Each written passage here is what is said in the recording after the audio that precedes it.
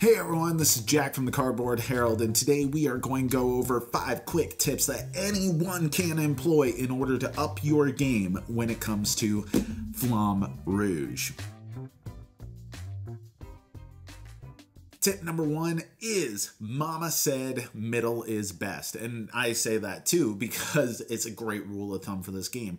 If you don't know how to prioritize the cards that you have in your hand, you're new to the game and you're just trying to conceptualize what's a basic good move that you can do, then if all things are the same, apples to apples, then being in the middle is a good way to go. And I don't mean just in the middle of the board. I'm talking about being in the middle of the pack. This is a peloton of different riders. And if you are at the front, you're going to suffer some exhaustion, even though you're in front, which is generally a good thing to be. And if you're in the back, too far back, you might not be able to take advantage of the nice slipstream that's going to be free movement dragging you forward, which is oh so important to capitalize on in this game. So if you don't really know where else to be, then just start by prioritizing your cards so you'll hopefully be in the middle of where the other racers are going to end up. Tip number 2 has to do with slipstream. We were just talking about slipstream. This game relies on you taking advantage of every little bit of free movement that you can possibly have, and your 2 riders, the sprinter and the roulier, are designed in such a way that they can take advantage of each other's slipstream in succession. Even if you break away ahead of the rest of the pack, you can start leapfrogging yourself with the way the cards are designed, with the more consistent roulier just kind of pumping out these medium weight cards, and the sprinter either falling behind or dragging their compadre ahead with that sweet slipstream.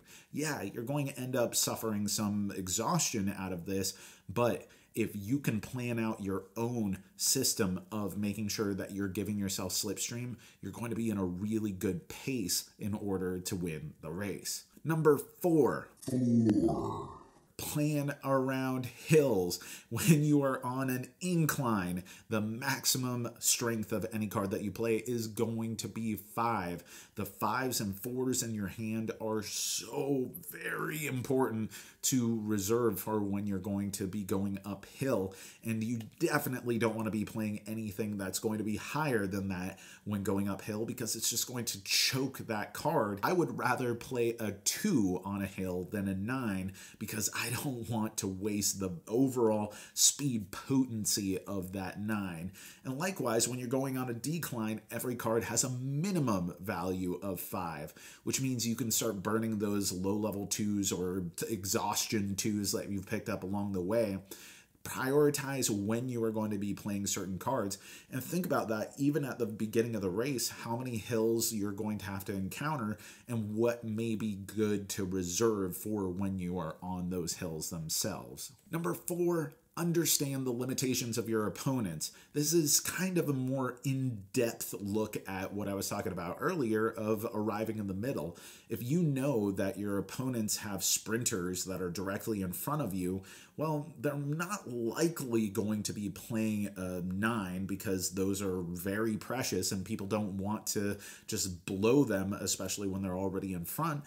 And you can determine your turn based off of what you think that they're going to be able to do. Think about what are the racers around you, what you know that they've already burned out of their deck. Think about realistic possibilities of where they're going to end up, so that way you can take advantage of that when jockeying for position. This is especially important when playing with the expansion and bottlenecks can be formed. If you can create a bottleneck, so good. My final tip, if you are on the back third of a race, then you know what? It's time to stop reserving cards. That's a great time to break away and no longer be in the middle. If you can just attack and just say, you know what? I know where they're going to end up. They're not spending their 9s at this point, and I'm on the back third, and that's where you start that leapfrogging situation with your roulier and your sprinter, and you just tear down the final third of the race. then do it. Especially if you aren't going to be reliably drawing into your final 9s. There are situations in which you draw 2 9s at the same time and you can only play one, and then the other one goes back to the bottom of the deck and you don't know if you'll even see it again before the end of the game. Consider playing those higher power cards. It's going to pay off and you need to take advantage of them. And those are our 5 tips that anyone can employ in order to up their game. But those aren't the only tips. What are your tips for Flamme Rouge? And if you're a cyclist like me, then tell me, what's your favorite bike to ride? What style of cycling do you do? Here in Alaska, there's a lot of room for mountain biking, but personally, I'm a road cyclist, and I've always been kind of a trek guy, though lately, in the last couple of years, I've been rocking this Kona with drop bars. It's a hybrid. It takes me on all those off-road spots, but also does an awesome and long-term commute. Whew, wow, I love it so much. But tell me about your bikes and your biking experience and what games you want to see on this Cardboard Academy series in the future. As always, thank you so much for watching. I've been Jack for the Cardboard Herald.